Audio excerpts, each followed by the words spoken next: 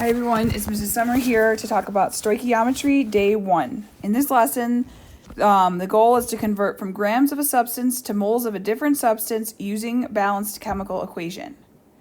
At this point, you should be able to start anywhere and go anywhere on the map. You remember that stoichiometry is using conversion factors to answer a question. So in chemistry, we use it as the relationship between the amounts of substances in a chemical reaction. So if you remember all the way back to our lesson on the cookie example mole to mole ratios. We can start with an amount of one substance and get to another amount of another substance, like eggs to cookies. Real world examples of stoich. When a car accident happens, airbags are filled with gas from a chemical reaction.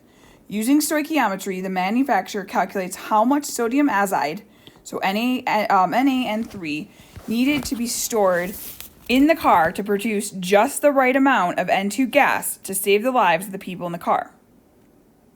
So previously we were only using up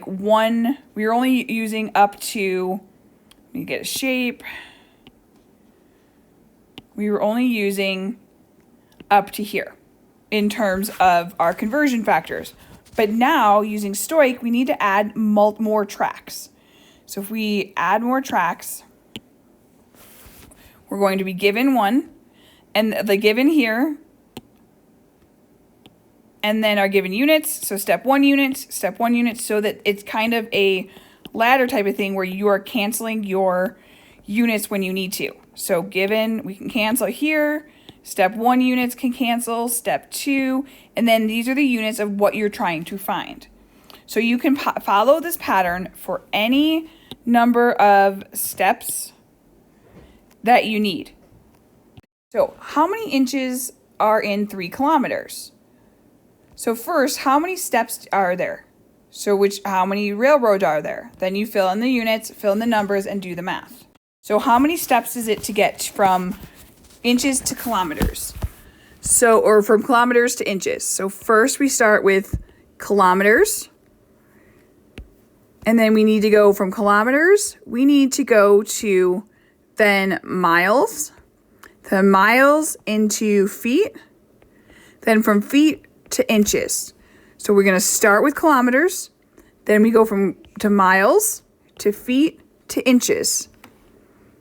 So in this question, we're going to do 3 kilometers.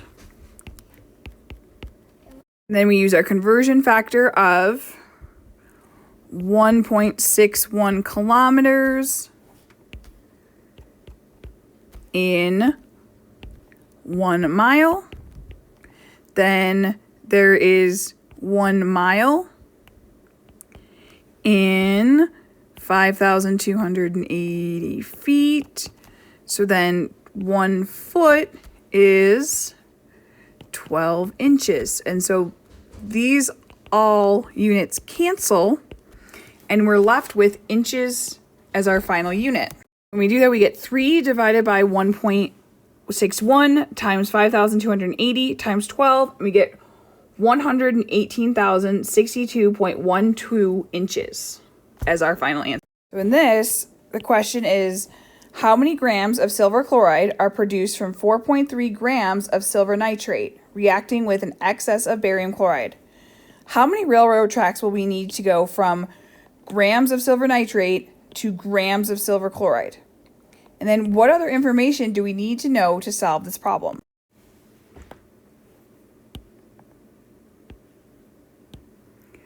So how many railroad tracks will we need? We will need 4 railroad tracks. And what other information do we need to know to solve this problem? We need the molar mass of AgCl, and we need the molar mass of AgNO3, and then we need the mole to mole ratio between the two. Here, my molar mass of AgNO3 is 169.88 grams per 1 mole. My molar mass of AgCl is 143.32 grams per 1 mole. And then the mole ratio between silver nitrate and silver chloride is 2 to 2. So 2 and 2, that's the coefficients. So how I set this up, this is what I was given 4.3 grams AgNO3. So that's what I start off with. Then I need to use the molar mass of AgNO3 here to go from moles or grams of AgNO3 to moles. I have to go from grams to moles first before I use the molar ratio because I need the moles in order to use the molar ratio. So once I do that, I am left with my grams of AgNO3 cancel, and I'm left with moles of AgNO3. So that was one of the first lessons where we talked about going from grams to moles of a substance. Now, lesson on mole to mole ratios, we're going to use this mole ratio to go from moles of AgNO3 to moles of AgCl. Then, because it's asking for the grams of silver chloride, I need to go use my molar mass of silver chloride to go from moles of silver chloride to grams of silver chloride. And when I do that, I do 4.3 times 1 divided by 169.88 times 2 divided by 2 times 143.32, and I get 3.63 grams of AgCl. So let's try one. How many moles? This is a two-step, so a little bit, one less step than the one we just did. So how many moles of hydrogen are needed to completely react with 50 grams of nitrogen N2? The information that we need for this is the molar mass of N2 and the mole ratio between N2 and H2. And when I get there, I get molar mass of N2 was 28.02. Mole ratio between N2 and H2 is 1 to 3. So I'm given 50 grams of N2. And then I want to cancel my N2. I want to go from grams of N2 to moles of N2. So these cancel. And then 50 and 1 mole. And then I need to use my mole ratio. So 1 mole of N2 on the bottom because I want to end up with moles of H2.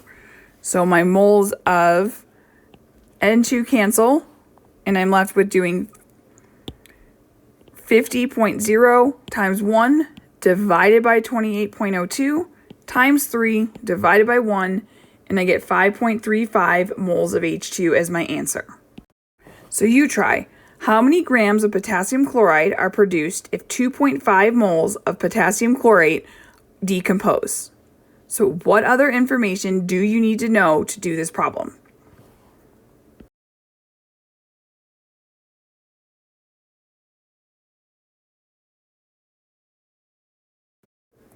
So in order to do this problem, we need to know the molar mass of KCl, and we need to know the molar ratio of KClO3 to KCl, which is 2 to 2. The molar mass of KCl is 74.55 grams per mole.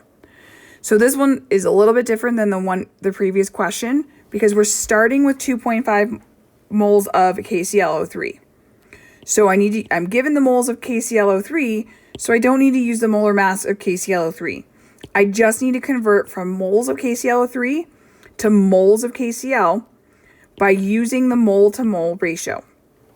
And when I do that, my moles of KCl cancel, and now I'm left with moles of KCl. Then for moles of KCl, because the question's asking how many grams of potassium chloride, I need to use the molar mass of potassium chloride. And when I do that, my moles of KCl cancel, and I'm left with grams KCl. And I'll do 2.5 times 2 divided by 2 times 74.55 equals 186.38 grams KCl.